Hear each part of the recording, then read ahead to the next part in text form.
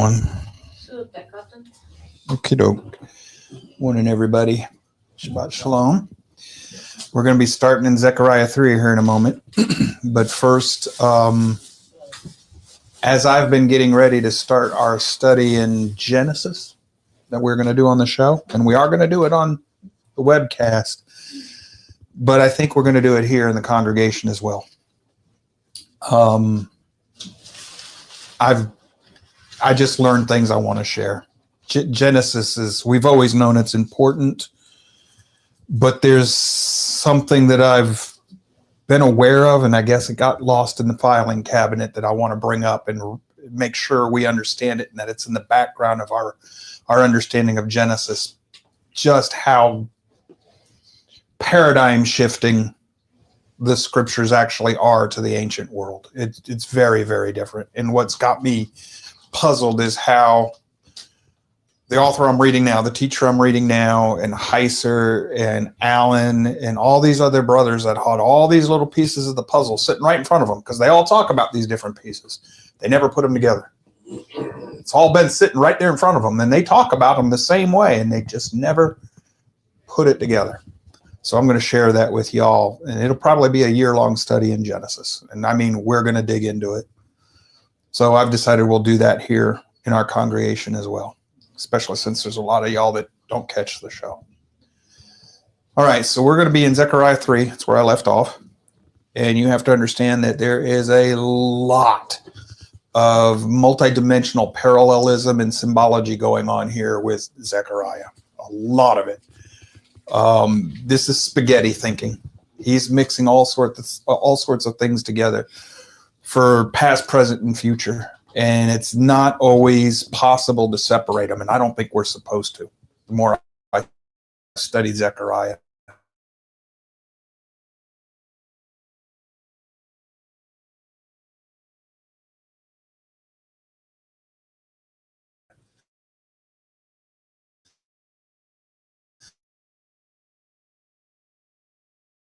He's talking of Yahweh, and he's not clear. Then Joshua, the high priest. Now right here, he's standing before the angel of Yahweh, and Satan standing at his right to accuse him. Symbolically, Joshua here is a symbol of Israel, but I can't help but think that this is actually, it's multidimensional. How else? There's another name for Joshua here. Yeshua. Yahweh is salvation. Well, it's also symbolic of Israel as a whole, but in this case, I think it's more symbolic of Joseph and the divorced bride. And for reasons that you might see what I'm seeing as we continue. But we've got Joshua sitting here, and why would Joshua be connected to Joseph, the divorced bride? Why would Yeshua, in this case, be connected? Why would Zechariah be connecting the Messiah to the divorced bride? Because he's talking about restoration. Judah was never divorced. So Judah's still betrothed. So for me, with what he's talking about in general terms here, this seems more to connect this thinking to the house of Joseph, the divorced bride. He says, and Yahweh said to Satan, Yahweh rebuke you. So this is one Yahweh talking about another Yahweh. This is Yahweh rebuke you, Satan. And the ho Satan is not there. So Zechariah in the Old Testament is already starting to refer to Satan as a proper name. Indeed, Yahweh, who had chosen Jerusalem, rebuke you. Is this not a log snatched from the fire? So in other words, is Israel or Jerusalem or both the kingdom of Yahweh not a log snatched from the fire? In other words, saved from destruction. Now Joshua was clothed in filthy garments and was standing before the angel. Filthy garments, what does that remind anybody of? Isaiah? Yeah, all our deeds are filthy garments. Plus Paul. And Paul. Paul's referencing more than likely the thinking of Isaiah. In other words, what are the filthy garments representative of? Our sin. Yes, our total corruption in our sin. Yes. And he responded and said to those who were standing before him, saying, remove the filthy garments from him. Again he said to him, see, I have taken your guilt away from you and will clothe you with festive robes. Then I said, and this is Zechariah, have them, oh no, this is not Zechariah right there. That's still Yahweh talking. Have them put a clean headband on his head. Now this is make him a high priest again. So they put the clean headband on his head and clothed him with garments while the angel of Yahweh was standing by. So the angel of Yahweh is before Yahweh in this vision. And I think the Devar is still standing with Zechariah as well. I think you have all three, the word of Yahweh, the angel of Yahweh, and Yahweh are all three in this vision. I was going to say the turban or the headpiece is clean. I would look at that kind of as our minds have been regenerated and the sinful thoughts that we have are taken away from us. That works too. But that works too. But I think what is more here, as we keep seeing, as we keep reading, he's restoring Joshua to the priesthood. And that's another reason that I don't think Joshua is representative of all of Israel or Judah here. Because Judah still had priests who were ceremonial, clean, and there were still Levites at the time. Okay, so the priesthood still existed. But it could be that the head priest had fallen. You know, they weren't in covenant with Yahweh at this time. So, but I like where you're going with that too. I think this is a case of yes, and both.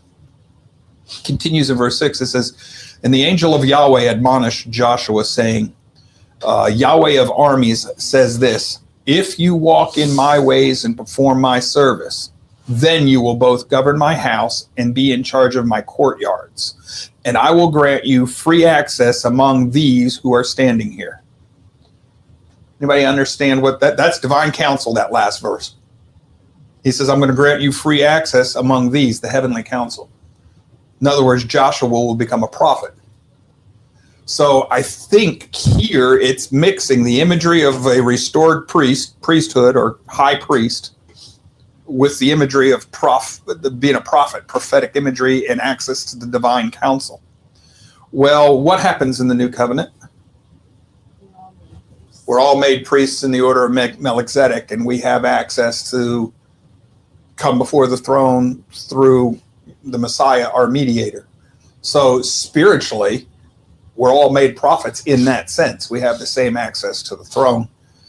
I think, from my way of thinking, my way of seeing and understanding Zechariah, this is one of the reasons I believe that he's not only talking about the restoration of Judah, he's also talking about the coming of the Messiah in the new covenant, the restored, brand new covenant, as promised in Jeremiah.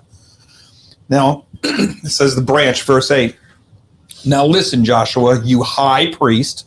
This is one of the reasons I think, because Joshua is a prophetic name here. It's a symbolic image as well. It says, you high priest, you and your friends who are sitting in front of you, indeed, they are men who are a sign. For behold, I'm going to bring my servant the branch. My servant the branch, who's that going to be indicative of? Messiah. So who are the men that are in front of you? Your friends who are sitting in front of you. Now that's not going to be the divine council. So where would I see an image of Joshua? If I'm correct, Joshua represents Joseph and the restoration of that that part of Yahweh's house. Where do I see an imagery of Joseph having people with him? It's going to be in Ezekiel, right? Stick of Joseph and all those with him, the company. Why would I think that that's going to be connected to Ezekiel and Jeremiah? Well, they're all of these prophets are contemporaries of each other. They've all read each other, or at least Zechariah's probably read Jeremiah and Ezekiel, because this is all being written in Babylon. Now, he's during the time of the restoration of the kingdom and the rebuilding of the temple and all, but I think this is the idea the Holy Spirit has running through everybody's mind at the time. Rebuild the temple, purify it, restore the house of Judah. Once that's done, what's the next in the prophetic order of things that has to be done? Well, we need the Messiah and the new covenant. So I think Zechariah is talking about all of these things in a way that they're all so they're also mingled up with each other. I don't think you can separate them, and I don't think we're supposed to. It says, for behold, the stone that I put before Joshua, on one stone are 7 eyes. So stone, cornerstone that's cut out, but it's not saying that. Now I have put before Joshua, the stone before Joshua, Bethel, and on one stone, it says, I put a stone before him, and on one stone are 7 eyes. 7 eyes, seven churches, which are the 7 spirits of heaven. So the 7 eyes and the 7 spirits. This is all connected prophetic symbology here. This is all found in Revelation. It's found throughout the prophets when you read them as one body of literature. It says, behold, I am going to engrave an inscription on you. You know, everybody's going to have their own stone with their own name, declares Yahweh of armies, and I will remove the guilt of that land in one day. On that day, declares Yahweh of armies, every one of you will invite his neighbor to sit under his vine and under his fig tree. Now, why would that be connecting me to the Messiah in the new covenant, to the gospel message? Y'all remember in the gospels when, which one of the apostles is it that Yeshua says, I saw you sitting under the tree? It's not Simon, huh? Philip? And I thought it was Nathaniel. Yeah, it's Nathaniel. No, it is Nathaniel. I couldn't remember. It's Nathaniel. Yes, it is Nathaniel. And remember, he rejoices. Nathaniel rejoices at that. Why would telling him why would Yeshua saying, I saw you under the tree, why would Nathaniel rejoice at that? Because he was in the kingdom. It's symbolic of the kingdom. I've got a comment in here. Now, if y'all go to the Sabbath Study Facebook page, everything I'm studying from, I turned it into a PDF. You can download it if you want it. And this is in there too. It says it's often associated with prosperity, peace, and divine blessing, but also with being in the kingdom. Because like the vine and the fig tree is symbolic of security and abundance, but also of Israel, which is the kingdom. And what's the vine? The vine's Messiah. So the Messiah is the fruitful bow that goes over the wall of the vineyard being the kingdom. This is all Messianic language here. It's Messianic symbology. Well, the vine and the tree in the vineyard, or the tree in the branch, it's also representative of Israel and its relationship with Yahweh. So it's a form of an idiom, but it's a symbolic image that from the time of the prophets runs all throughout Hebrew thinking. Now we go into Zechariah chapter 4. And this is the book of Revelations comes, and the 2 witnesses comes straight from this passage here in Zechariah. I know a lot of people will argue with me on that, but you got to pay attention to the concept, not necessarily verses and word studies, but concept study. Starting in 4:1, then the angel who had been speaking with me returned and woke me, like a person who is awakened from his sleep. And he said to me, what do you see? And I said, I see, and behold, a lampstand all of gold with its bowl on the top of it, and its 7 lamps on it with 7 spouts belonging to each of the lamps, which are on top of it. And also 2 olive trees by it, one on the right side of the bowl and the other on the left side. All right, stop right there. So the lampstand, in the symbolic language, what is that? Any of y'all remember what a lampstand is in the language of the prophets? This is in the back of your PDFs too. It's the prophetic language dictionary that I have here for you. Lamps, it's Yahweh and Yahweh's word. It's Yahweh's Torah and salvation through it. So a lampstand is going to be referring to Yahweh and his word, his Torah. And the 7 is going to be also 7 lampstands is going to take us back to book of Revelation. 7. How many lampstands is the Messiah walking amongst in the book of Revelation? 7. That's going to be, it's not the exact same picture, same concept. The 7 lampstands are connected to the 7 different spirits of the churches, the 7 angels of the churches, which are the 7 eyes of the churches, 7 spirits of heaven that roam the earth. This is all connected. And this is 2 olive trees. The olive tree is symbolic of The two houses. the two houses. Okay, the divorced and the married bride. Do And you it's, remember the specific scripture where that is spelled out? I was looking for it, and for some reason I couldn't find it. hold on just a second. We'll find it. That's one of the beauties of this little thing I've given you in your PDF, is it shows you the passages. Olive trees, two witnesses, Revelations 11:4. Because it tells us in a revelation is where it's finally fully defined. It says these are the two witnesses and the two lampstands that stand before Yahweh of all the earth. So John defines that for us. He talks about the two witnesses, and then a few verses later in the book of Revelation, chapter 11, he says that the two witnesses are the two olive trees, then the two lampstands, and the two witnesses. Well, I would think in some place it said the two olive trees were referring to the houses, the two houses. They're the two witnesses. This is one of those things that is not fully defined until John in the book of Revelation. And I believe that this is another case. The imagery is there, but the prophets never fully define it for us, because I think it's another case of OPSEC. If you had known who the two witnesses were in the prophets earlier on, Satan would have known what to do with that. But if all I'm talking about is olive trees, people won't get that. We have the benefit of being able to look back on scripture. So we can use later prophets to more clearly interpret earlier prophets. John clearly tells us what these two olive trees and lampstands are. They're witnesses. And the big thing here in Zechariah, though, is that both olive trees feed from the same bowl, the same Torah, the same word. So both houses, the house of Judah and the house of Israel, both feed from the same Torah. And that should teach the visible church today a little bit of a lesson. You did not replace Judah. We have not replaced our brothers and sisters in Judah. We feed from the same Torah, which means we feed from the same word of the same Elohim. So you're going to have the same covenants. We're one. We're brothers and sisters. We're supposed to be one kingdom, one house. So this idea that the Christianity replaced Judaism, that's man's teaching.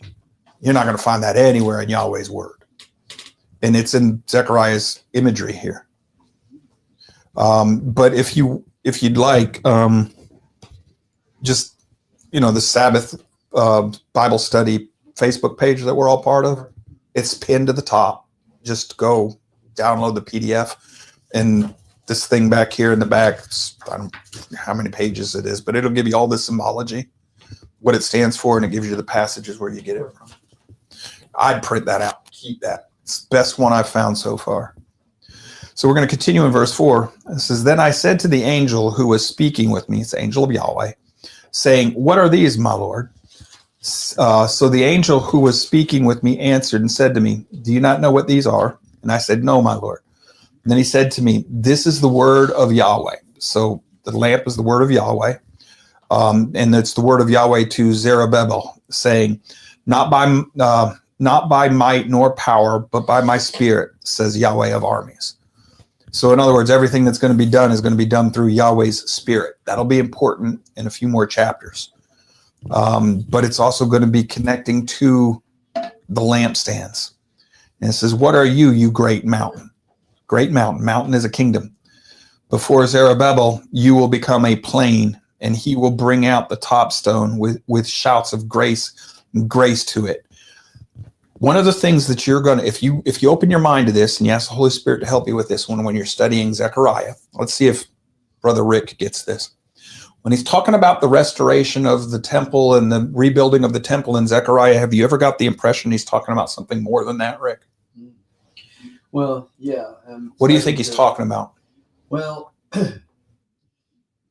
the way we understand things, the temple has moved, Right. if you will, at least in our time. So In our time. So this is talking perhaps about that movement of the temple from the physical structure to where it belongs, actually, in the council in heaven.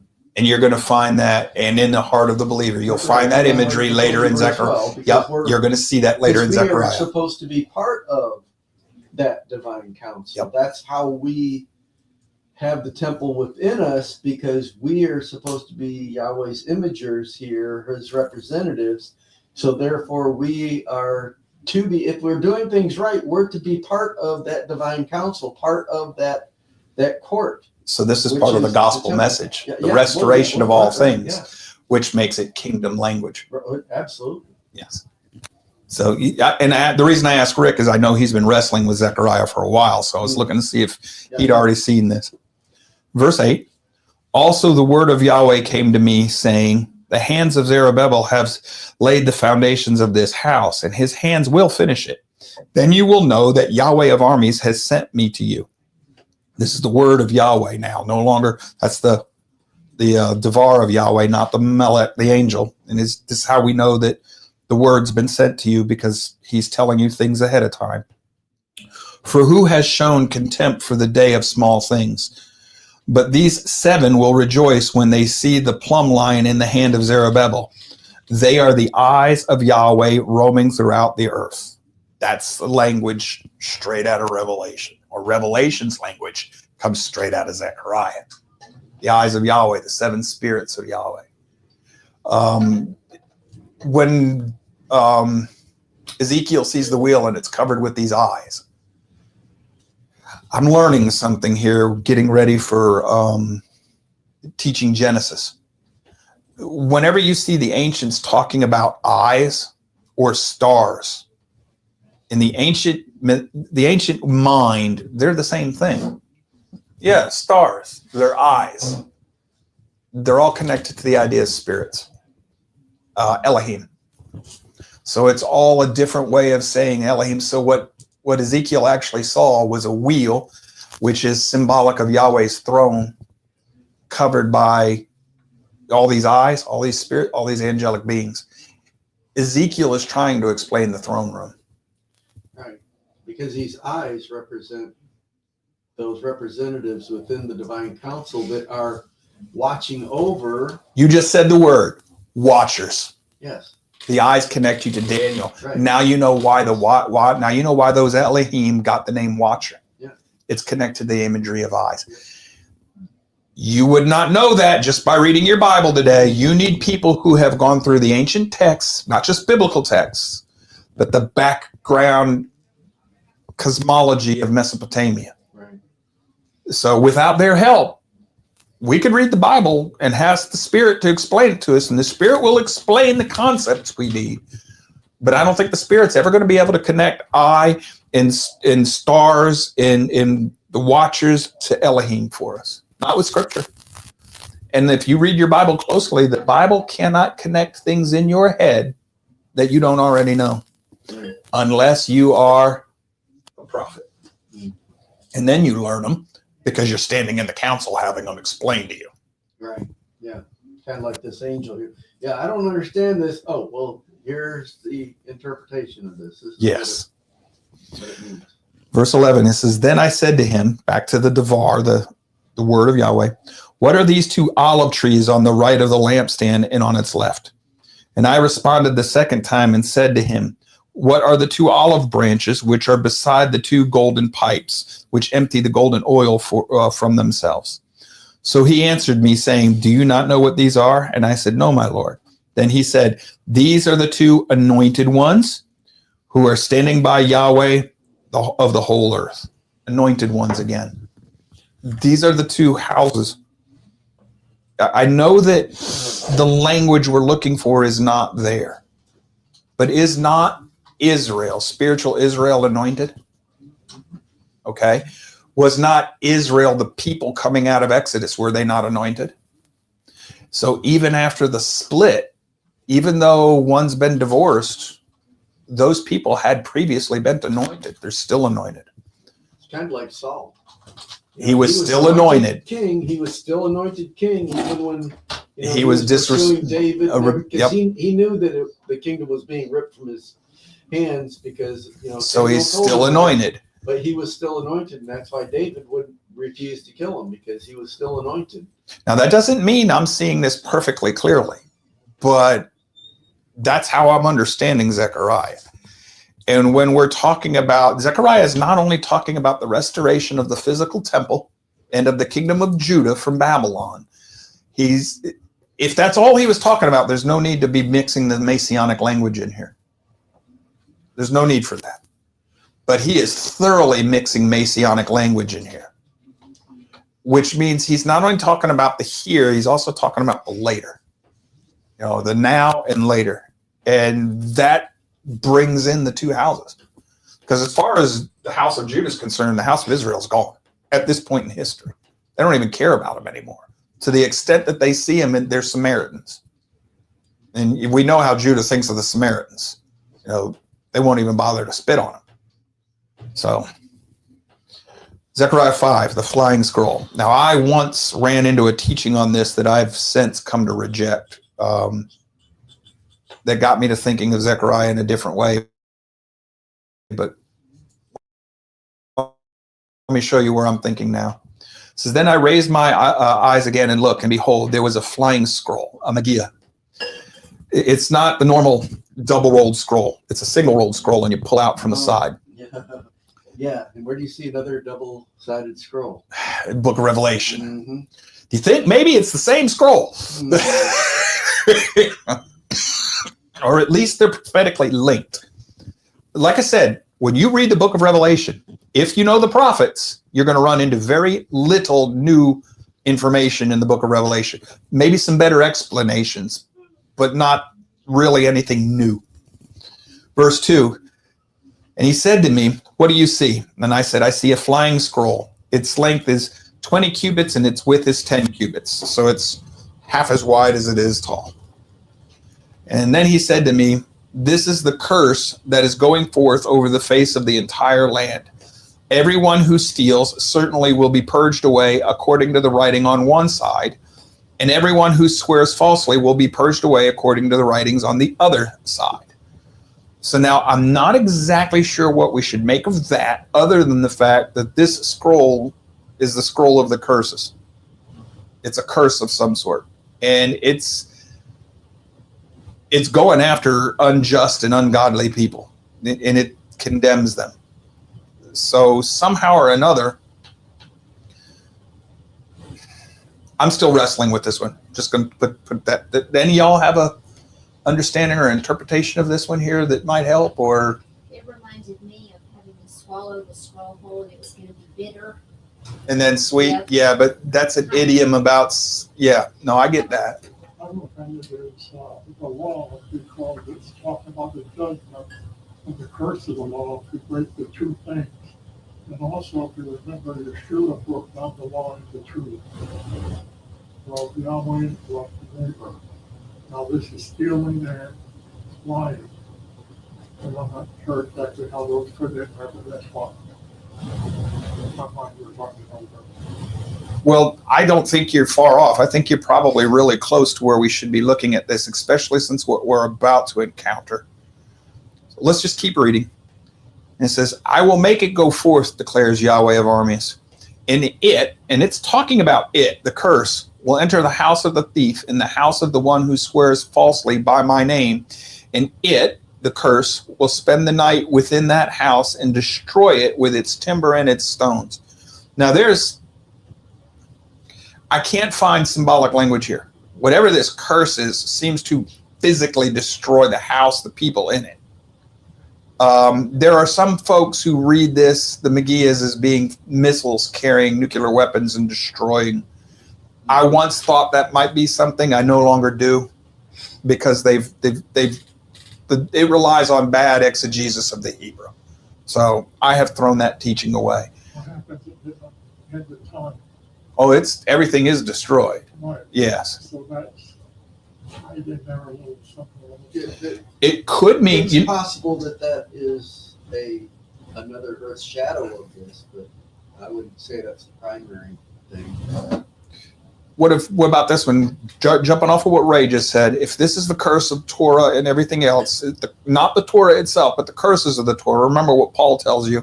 Once you know the Torah, you know sin, and now the curses are attached. It's like the tree of knowledge of good and evil.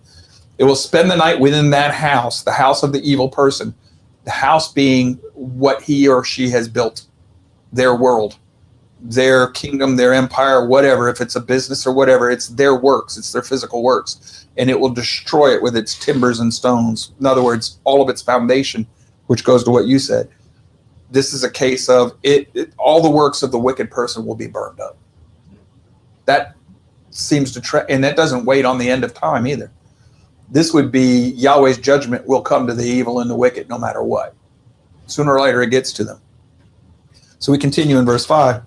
Then the angel who had been speaking with me went out and said to me, now raise your eyes and see what this is that is going forth. And I said, what is it? And then he said, this is an ephah going forth.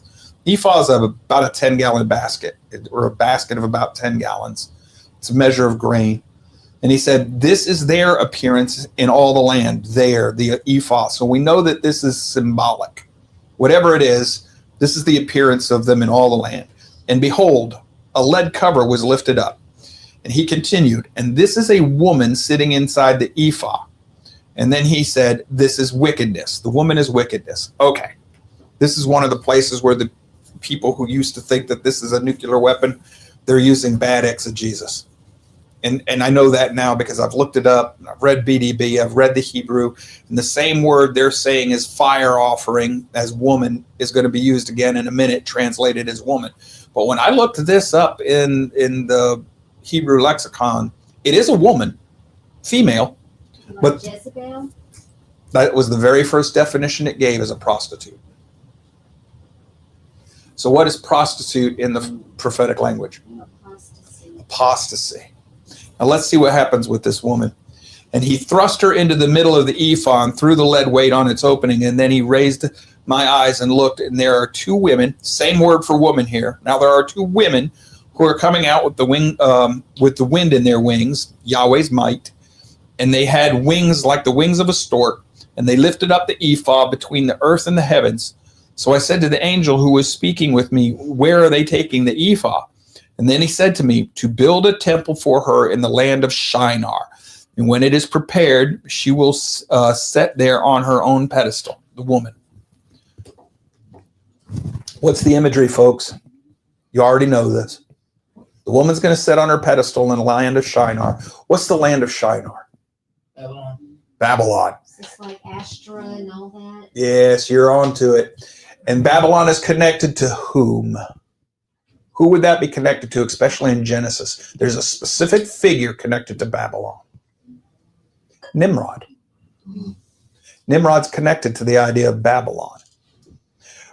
Nimrod and Babel are connected to the idea of apostasy. Oh, yeah. A harlot is apostasy, stuck in the basket. She's taken to Babylon, the whore of Babylon. All apostasy is set up in their temple in Babylon. This, boys and girls, I firmly believe this is another imagery of the woman on the beast, the prostitute of Babylon. Yeah. Makes sense. Wait till I start teaching you what else I've learned when we start our study in Genesis. There's a reason I'm seeing this way. I haven't shared everything I've been learning the last week or so. She'll tell you my nose has been in that book, and I've been cross-referencing the scriptures. Yes, ma'am. Couple comments from Sailor Son. Okay. Could be those who teach the gospel wrong and profit from those false teachings, They're included in that. Yes. and those who continue to follow those false teachers and teachings. Yes. Those are goats. Yes, that's included in that. But notice what else it does with this imagery. The wind in her wings. This is the imagery of the two women, wind in the wings. That's imagery of Yahweh's power. The apostasy must be removed from Yahweh's territory, Israel, by Yahweh's might. We as human beings can't do it. So these two women are sent. These are spiritual servants sent with Yahweh's might to remove the apostasy from the land. That has to be done by Yahweh. Now, what does the new covenant promise is going to happen? Who's going to remove the names of the Baals from the mouths of those who are in the new covenant? Yahweh does that, right? By his Holy Spirit. This is new covenant language. Yahweh is going to remove apostasy and rebellion from the hearts of his people, from his kingdom, from his territory, and set it up where it rightly belongs, in the land of Babel.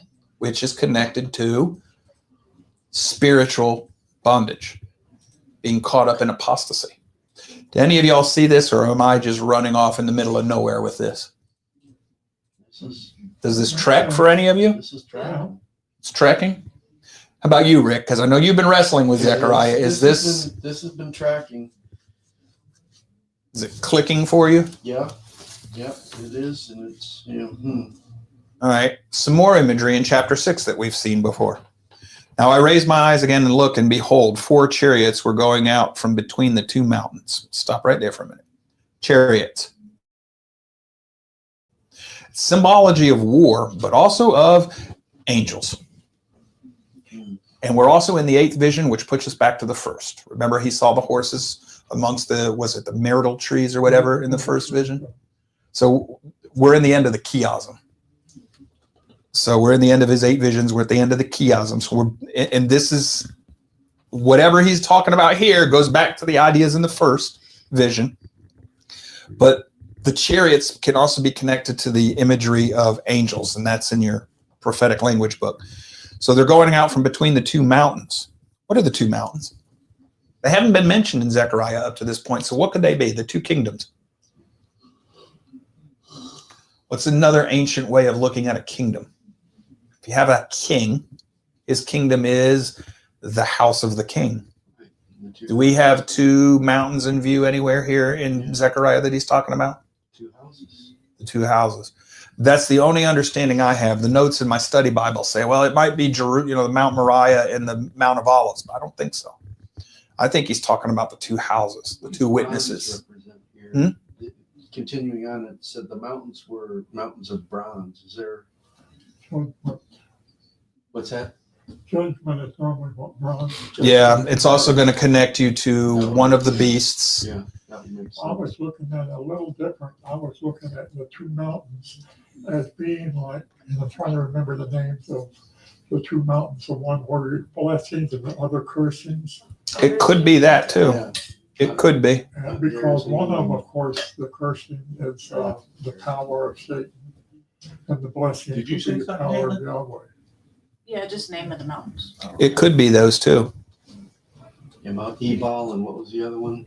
Gerizim, I think. Yeah, that's what it was. All right, but continuing, he says, and the mountains were bronze mountains. So it could be judgment. It could be, that might actually be a better way to look at it. With the 1st chariot were red horses, red being connected with sin, war, death. With the 2nd chariot, black horses. With the 3rd chariot, white horses. And with the 4th chariot, strong spotted horses. So I responded and said to the angel who was speaking with me, what are these, my Lord? The angel replied to me, these are the 4 spirits of heaven going out after taking their stand before Yahweh of all the earth, with one of which the black horses are going out to the north country, and the white ones are to go out after them, while the spotted ones are to go out to the south country. So these are the 4 spirits of Yahweh, north, south, east, and west. That imagery you've seen throughout your Bible if you've been paying attention. It's also probably, I can't tell you for sure, but from reading the prophets, somehow or some way, these 4 spirits are also connected to the 4 throne guardians. With the 4 different faced heads and everything. I think they're connected to those guardians too, especially if you read this section of Zechariah 6 in conjunction with Ezekiel's vision of these 4. They seem to do the same thing. Also, since it's talking about the 4 corners of the earth, it's talking about the complete of the whole earth, all Right. Yes. Oh, of Yahweh's creation. right. Yes. And one of the things that we wouldn't know today, the 4 corners of the earth, this language, this 4 spirit, all of this is also connected to the zodiac, the Babylonian zodiac. Well, where would the Hebrews have picked that up from? Well, they just spent 70 years in Babylon.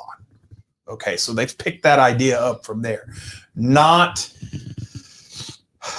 astrology or, where you're getting your horoscope and everything. That is where that comes from, but that's not how the Hebrews are using this. The constellations are seen as signs. Remember, Genesis says they are given for signs. And they're very important to the Hebrews. They still read them. We don't anymore. They were reading them But that east, south, north, south, east, and west is also connected to the zodiac, the signs in the heavens. Well, those are stars. What are the stars already? Eyes, watchers, spirits, spiritual beings. Those are the heavenly hosts. So all of this is connected in this. And it says, verse 7, it says, when the strong one went out, they were eager to go and to patrol the earth. And he said, go patrol the earth. He being in this case Yahweh. So they patrolled the earth. Then he called out to me and spoke to me, saying, see, those who are going to the land of the north have appeased my wrath in the land of the north. Appeased my wrath. What do you think that's talking about? First of all, what's the land of the north to a Hebrew? The enemy?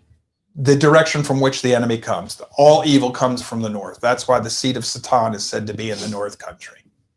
Babylon was said to be from the north. Well, the problem is Babylon isn't north from Jerusalem. Babylon is east by northeast, except they have to come from the north. You can't come across that desert, especially in their day and age. You have to come up to Assyria and back down through Damascus to get to Israel. So they come from the north. You know, that's just the way you have to travel. Otherwise, you die in the desert because there's no water out there.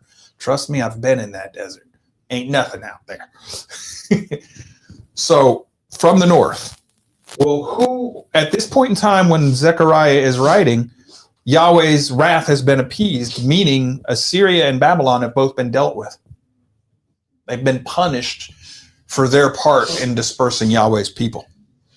And in verse 9, the word of Yahweh also came to me, saying, take an offering from the exiles from Chaldea, Tobijah, and Judea, and you shall go to on the same day and enter the house of Hosea and the son of Zephaniah, where they have arrived from Babylon. So that's probably a real, in the flesh, take an offering and go do this. The symbolic crowns. Also take silver and gold, make an ornate crown, and set it on the head of Joshua, the son of Jehozadak, the high priest. So there's that Joshua imagery again. And this, I looked this up. The word there, crown, this is not turban. This is actually what we think of as like a king's crown. Then say to him, Yahweh of armies says this, behold, there is a man whose name is Branch, Messiah language, and he will branch out from where he is. This is going to take you back to Genesis, and it will connect me to Joseph. Joseph is a fruitful branch that climbs over the wall, and he will build the temple of Yahweh. Who is going to be jealous for the house of Yahweh? The Messiah, right? And he's going to build his church, his ecclesia, right? Over the gates of Hades. He's going to, well, that's the temple, folks. So this branch is going to build the temple of Yahweh. Yes, the physical temple in the restoration, but I firmly believe that this is also talking about the new covenant and the kingdom. And I was reading in the notes of my study Bible, the ancient Hebrews considered this to be a messianic passage. So since its inception, it seems to have been read as messianic. Verse 13, yes, it is he who will build the temple of Yahweh, and he will bear the majesty and sit on and rule on his throne. So everything is given to the Messiah, right? All power and honor and authority in heaven and earth is given to the Messiah. He sits on his throne at the right hand of the Father.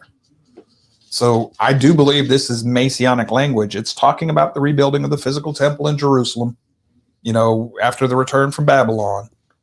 But it's also talking about the eventual building of the true temple, which is Yahweh's people.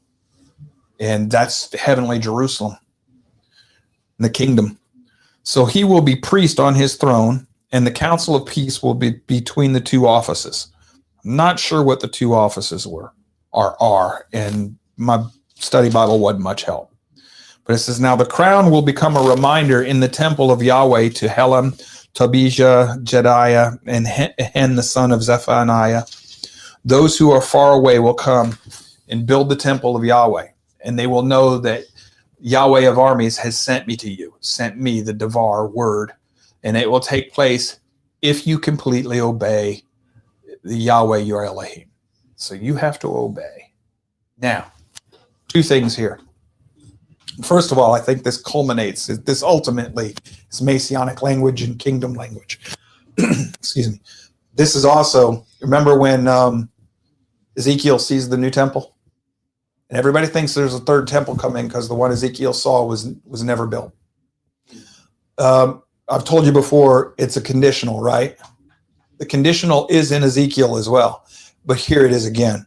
Because I do believe this is a here and now prophecy from Zechariah's time. Zechariah is saying, yeah, the physical temple is going to be built, but ultimately the branch is going to build the ultimate temple. Because if he's only talking about the rebuilding of the physical temple in Jerusalem in his day, then what's with this branch language? That's definitely Messianic. So the Messiah didn't come in his day. So yes, men will rebuild the physical temple if they completely obey Yahweh's word, which we know they do not do. So instead of getting the temple that Ezekiel saw, they get the temple of Herod. Now, where would I see typology of that? Well, if you are loyal and faithful, you're going to have your own son, Abraham. But he's impatient, and he ends up with Ishmael. And we see this throughout the Hebrews' history. They do this all the time. They try to do for Yahweh what Yahweh said to wait on me to do for you. And they end up with the lesser version, man's creation rather than Yahweh's. And a lot of times that gets them punished. Sometimes it's just you have to deal with something that could have been a lot better. And stiff-necked people that just never learn. We're going to do chapter 7 and we'll end there.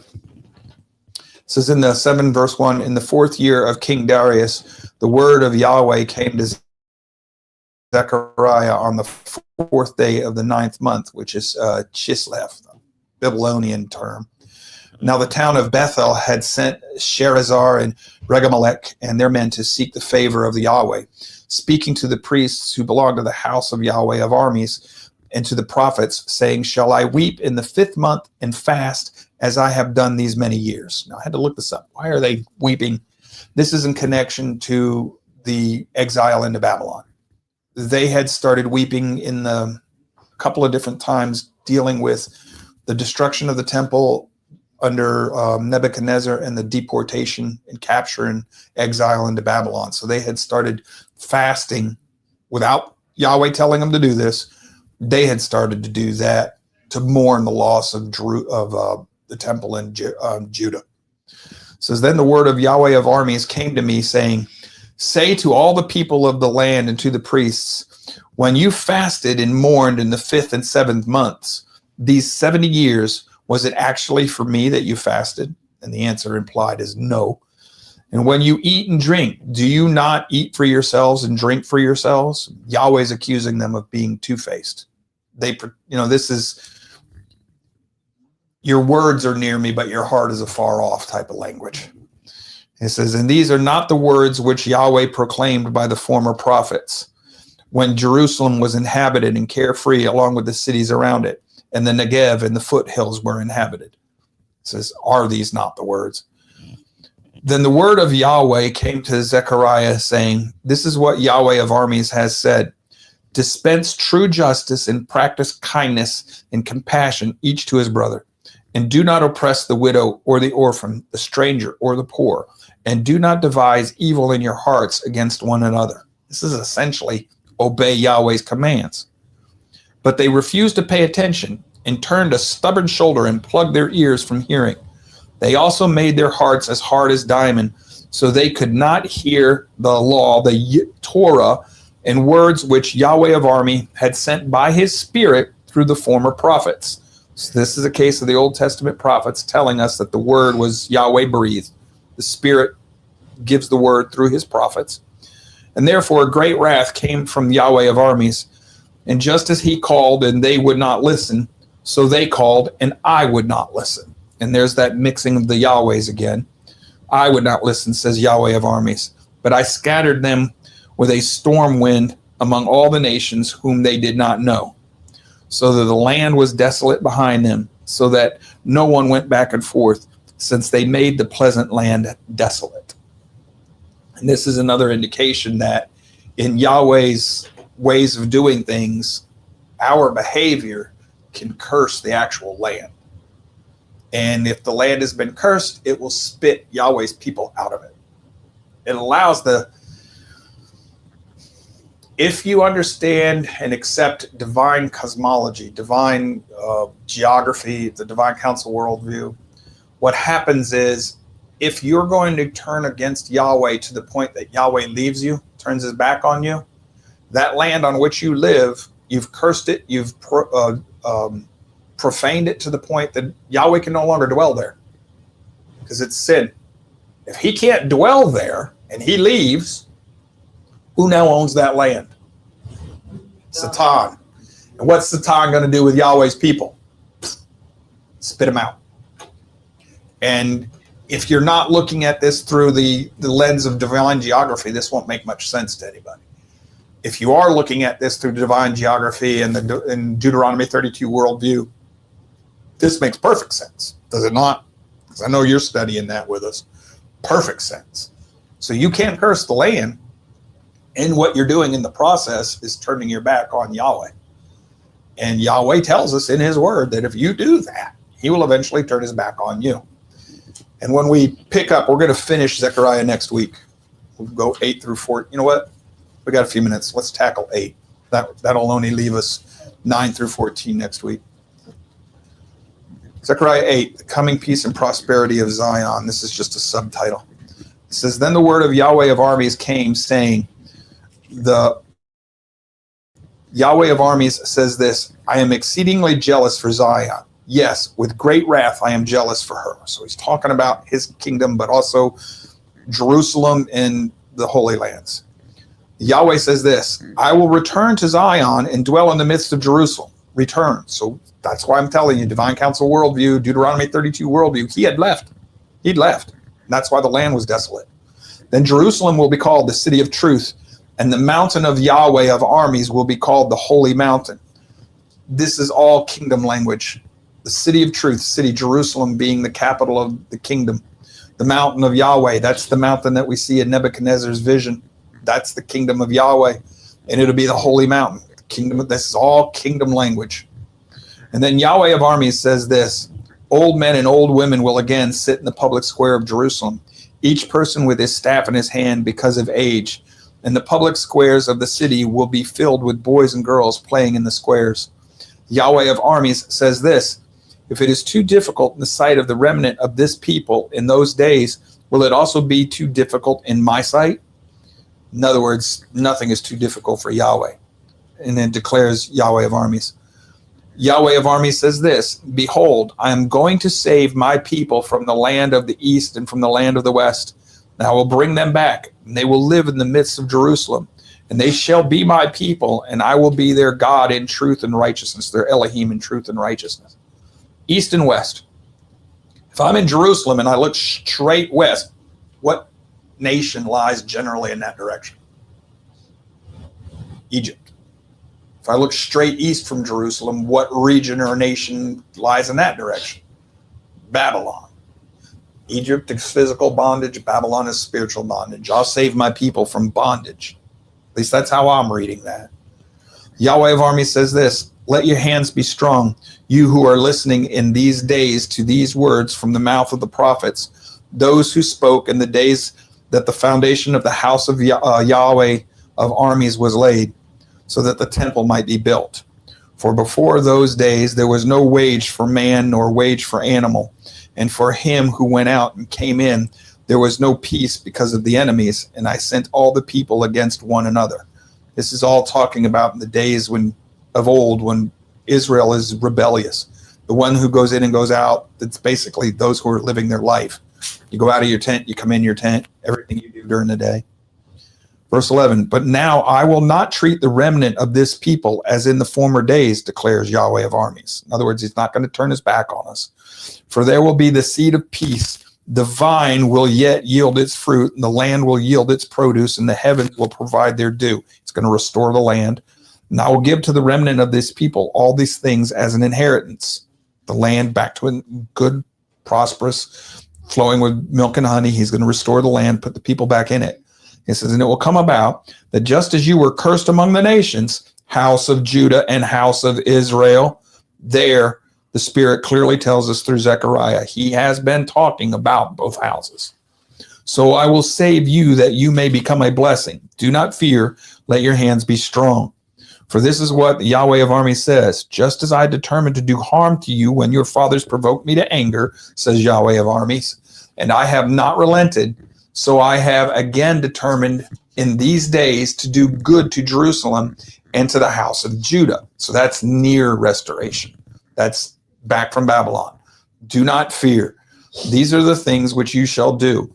Speak the truth to one another, judge with truth and judgment for peace at your gates, and let none of your devise evil in your heart against another, and do not love perjury, for all these things are what I hate, declares Yahweh. In other words, he likes law and order, according to his Torah, not our own.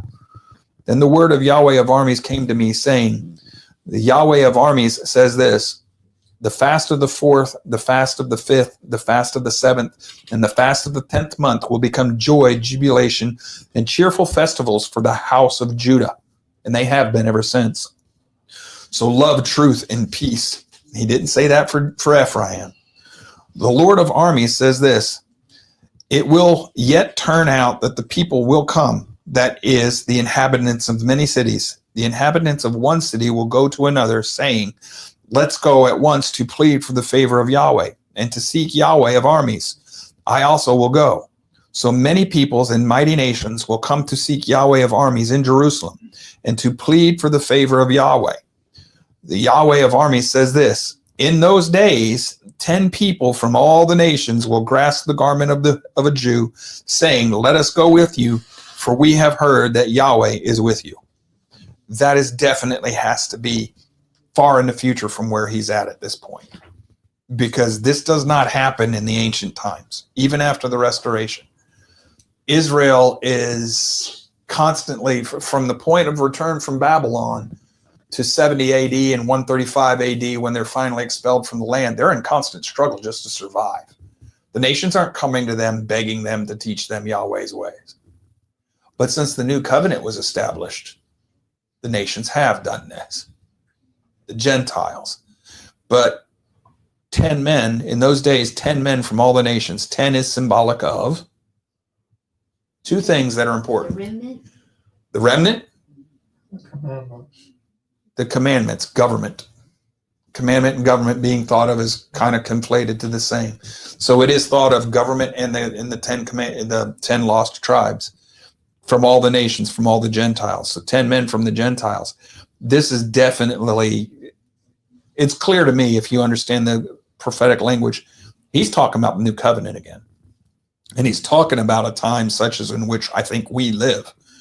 The period where the church once again returns to brother and sister Judah and says, hey, we've lost our way. Start teaching us how Yahweh's ways work again, because we know he's still with you. And how would a quote unquote Christian know that Yahweh is still with Judah? Because how many times have the people tried to, the world tried to exterminate the Jews, and they're still here, and they're still the same people with the same culture and the same religious practices and the same language, the same Elohim, the same feasts, the same Torah. They haven't changed. Now, they don't have everything right. They're still following the Pharisaic processes, which modern day Orthodox Judaism is to the way as Catholicism and Protestantism is to the way, just in two different directions. One's Judaism, one's Christianity. They're both got the teachings and traditions of man in them. Yeshua's words, not mine. But at the same time, though, wrongly as they may be, they still believe they're worshiping Yahweh. And when I start teaching Genesis and we get to the bull, of Exodus and everything, you'll see that beforehand, because I'll be able to teach it to you in Genesis. I now understand what they were doing. I now understand why Aaron and the people didn't think they were doing anything wrong when they built that bull. I now get it. I understand. I can explain that to you, and I will. And they were shocked when Yahweh wanted to kill them. That they were genuinely, what did we do wrong? They thought they were doing right. I get it now. And it goes back to the pagan worldview. And when we get through Genesis' study, you'll understand why the world's going crazy now. And I am absolutely firmly convinced the pit is open. I'm convinced of it. The pit is open, which means we're in what? End times. How long it lasts, I don't know. I'm not going to predict that. But I know the pit is open. Biblically, know it's open. So what's going to happen, I don't know. But we'll pick up and we'll with Zechariah in chapter 9, and we'll finish that next week. Any thoughts, comments, or suggestions at this point? Is this study helping anybody or interesting? Yes, Is it helping you at all? yes, yes, quite a bit. You'll definitely see the Messianic kingdom language as we get toward the end chapters of Zechariah, especially in 14. It rings hard there. All right. That's all I have for today.